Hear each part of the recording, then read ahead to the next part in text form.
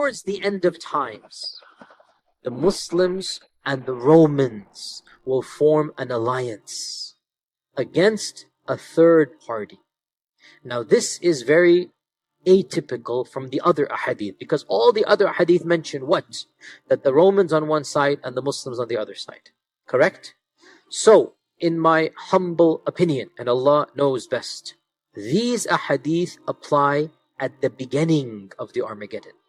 Things are going to happen where Muslims and Romans will ally with one another, and then that alliance will be destroyed, only to get worse and worse until the Mahdi and Dajjal and Isa come. And Allah knows best. And during this time frame, people would convert from the Roman side to the Muslim side. What are these ahadith of this alliance and treaty? And also these are authentic hadith. This hadith is in Abu Dawood, that Auf ibn Malik al-Ashja'i said, I visited the Prophet ﷺ during the Battle of Tabuk, when he was in the Battle of Tabuk. And his tent was made out of leather. So I sat in front of the tent. The Prophet ﷺ gave me permission. He said, come in, ya Auf. So Auf came. The Prophet ﷺ said to Auf, O Auf, count 6 things before judgment will happen. He gave him a prediction. Number 1, Mawti, my death. Auf said, as soon as I heard that, I was shocked and saddened. SubhanAllah. The first sign of Judgment Day is the death of the Prophet ﷺ. Number 2, he said, Fathu Bayt al-Maqdis, the conquest of Maqdis. Has that happened? Yes, in Abu Bakr's time. And when he said this, it was impossible to even think of Bayt al-Maqdis being in Muslim lands. Wallahi, it is one of the biggest miracles of the truth of Islam that our Prophet ﷺ predicted these things, and they took place within a year after his death. A year after his death, Bayt al-Maqdis is conquered. One of the most unexpected historical turns for Western historians is the rise of Islam. It is inexplicable. They cannot explain it. How could a group from their perspective of ragtag Bedouins come and disrupt human civilization, destroy the Sassanid Empire, carve out the Byzantine Empire, create a civilization that was even more glorious than the both of those previous ones combined? They don't understand how that happened. So for us, our Prophet ﷺ said, number 2, it will be the conquest of Jerusalem. Number 3, a plague that will come amongst you and destroy your children and your wealth and property, and it will purify your good deeds. Number 4, wealth will be distributed amongst you so much that if a person is given 100 dinars, he would not be happy. The Sahaba were very poor. 1 dinar was a big deal. 100 dinars was a fortune to them.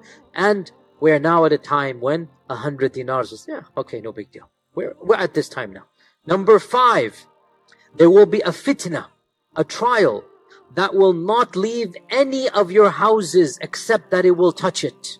And then number 6, and this is what we're interested in. Number 6, there will be a treaty between you and the Romans.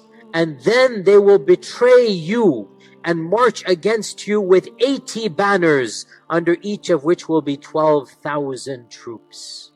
In other words, 100,000 people. This hadith is in Ibn Majah. Another hadith mentions that you will form a treaty with the Romans and you will fight an enemy common to both of you.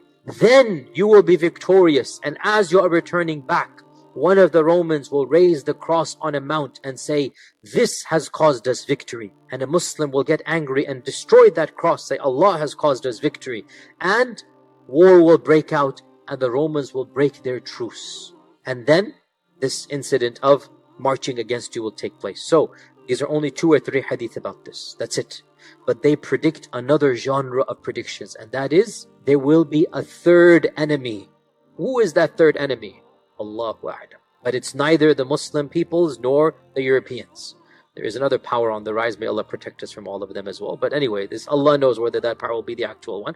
So there will be a third race, a third group of people. You and the Romans will join hands in fighting them. And there will be an alliance between you, and you will be victorious. Once that enemy has gotten rid of, then the Romans will essentially break their treaty with you because of this minor skirmish where a Muslim said, no, it's not the cross, and he destroys the cross, and it's between 2 people, but the Romans will take that as an excuse to destroy the treaty, and they will then attack you. They will march against you with 80 banners. Now, many of our modern scholars say this must be a reference to the modern United Nations or whatever. I say Allahu A'lam. 80 flags on one side, every flag has a major 10, 12,000 people. That's a major war. So this is another prediction of a great Armageddon that will take place. And Allah knows best.